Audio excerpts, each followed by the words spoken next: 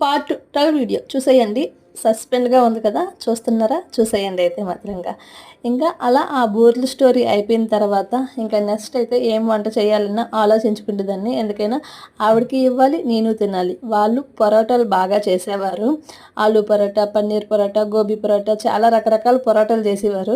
వాళ్ళు చేసే ప్రతి పరోటా నాకు ఇచ్చేవారనమాట.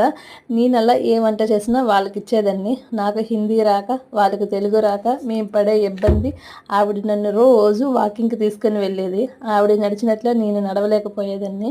నన్ను చూసి నీకు ఆపరేషనే, ఆపరేషనే, ఆపరేషనే అనేవారు. లాస్ట్‌కి ఏమైంది అనేది నెక్స్ట్ రాబోయే ఎపిసోడ్‌లో చెప్తాను. ఆవిడ పాపం నేను నార్మల్ అవుతాను అనుకోని ఆవిడకి ఏమైందనేది తర్వాత వీడియోలో చెప్తాననమాట.